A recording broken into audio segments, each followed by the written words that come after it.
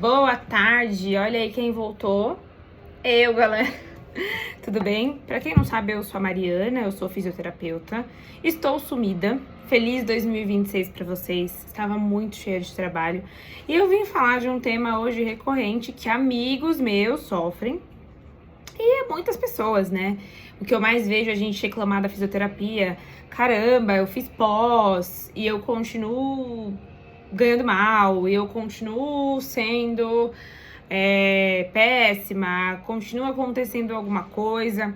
Eu vou tentar citar algumas coisas que podem estar acontecendo a fim de melhorar a vida de vocês, porque você fez pós e não adiantou nada. Primeiro ponto, gente, para que serve a pós? É para você ter mais conhecimento e você passar esse conhecimento para o seu paciente e fazer coisas melhores, para você cobrar mais caro. Se você faz pós, teve o seu conhecimento, mas você não mostra em lugar nenhum, ou seja, você não divulga em rede social, quando você fala com o seu paciente na sua avaliação, você não explica, não organiza as coisas, você ignora o exame. Eu não tô falando que o exame é super importante, acho que eu tenho um vídeo aqui no canal falando que o exame normalmente, ele nada é a mesma coisa, mas você tem que mostrar para o paciente que você sabe o que você tá fazendo. Então, mas eu não sei ler uma ressonância. Vai atrás. Tem, agora eu não vou lembrar, mas tem sites que dá para você aprender a ver tem essa aula de imaginologia, porque você vai vendo, é um site de raio-x, Radiopedia, isso mesmo. Você olha uma ressonância, eles falam que tem na ressonância, demarcam, você começa a ficar mais craque, as coisas começam a melhorar. Mas tem um problema para falar. Mas você vai desenvolvendo isso conforme você vai tentando. Não tô falando pra você fazer um vídeo igual eu, ou pra você chegar nas suas redes sociais e, nossa senhora, amassar. Não tô falando isso. Mas tô falando pra você prestar atenção nesse tal conhecimento. Segundo ponto da pós-graduação. Às vezes, algumas pessoas da pós-graduação, por exemplo, na Santa Casa, elas já estavam encaminhadas àquilo. Ou seja, elas trabalharam em um lugar que todo mundo fez Santa Casa, que se ela não fizesse Santa Casa, ela não ia conseguir trabalhar lá mais. Então, ela já tá meio encaminhada ali no meio da profissão. Essas são as pessoas que vão poder te indicar, caso você não esteja. Então, é importante que você tenha uma boa relação, obviamente, dentro do limite, né? Você não precisa também babar ovo de gente que fala mal de você, de gente que é escrota, porque pode te indicar. Mas você, de repente, ter uma cara de pau de pedir um emprego, falar pro seu professor, cara, eu tô aqui na pós, tá difícil pra eu pagar, caso você pague a pós, e eu não tô vendo muita saída. Alguém vai te ajudar. Só que você precisa falar.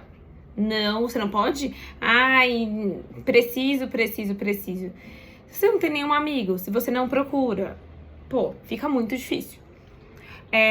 Então, vamos lá, divulgar, seja, explicar pro seu paciente. Outra coisa que eu sempre falo, tem uma amiga minha que ela, não, porque eu cobro 150, que aqui em São Paulo, dependendo de onde você vai, você cobra R$300. Se for ali Itaim, Vila Nova Conceição, Cidade Jardim, é esse o valor de uma sessão de fisioterapia. Ela fala, eu cobrei 150, acharam caro. Tá, mas o que você falou? A pessoa, te procurei por indicação. Você já respondeu 150 de uma vez? Você não pode fazer isso.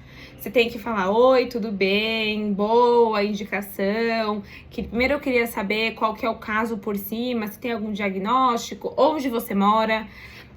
A pessoa vai falar, falou supondo, artrose de joelho, você é especialista em ortopedia ou está se especializando.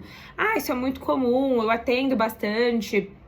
A melhora costuma aparecer, vamos tentar, eu tenho tais equipamentos que eu posso levar, e assim a gente vai fazendo um tratamento, uma gama, de procedimentos que a gente sabe que pode dar resultado, apesar do paciente ser individual.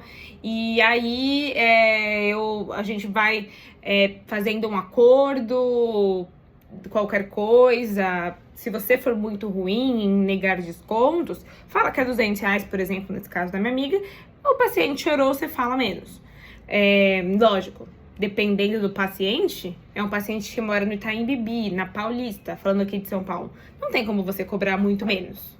Desculpa, não vai achar. Mas dá pra você fazer um pequeno desconto, mas aí você já joga pra mais. Então, você tem que saber vender, você tem que saber fazer as coisas e você tem que fazer, às vezes, um flyer.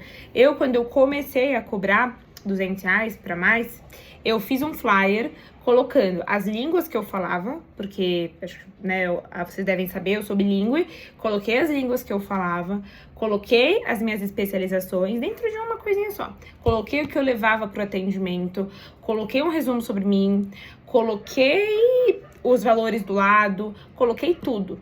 E quando é um paciente que não me conhece, eu faço essa introdução que eu tô aqui fazendo pra vocês, um exemplo, e mando esse flyer em cima, principalmente quando você tá falando que você vai cobrar pra um público altíssimo padrão. Outra coisa, juntou uma grana, compra um aparelho melhor. Ai, mas Mariana, o Hypervolt não tem evidência científica. O paciente não sabe. Quanto mais coisa você trouxer e que ele achar que está fazendo bem pra ele, ele vai te pagar. Ah, o seu fisioterapeuta leva aquela pistolinha porque o meu não leva. E aí vai querer trocar, entendeu? Vocês têm que entender como o mundo funciona e não a evidência da evidência.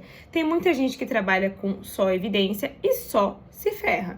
Eu não tô falando pra vocês não serem transparentes. Por exemplo, um paciente chega em mim e fala: ai, Mari, faz uma ventosa. Eu falo: olha, nós não temos evidência científica e tudo aponta que não funciona, tanto que na Europa é proibido.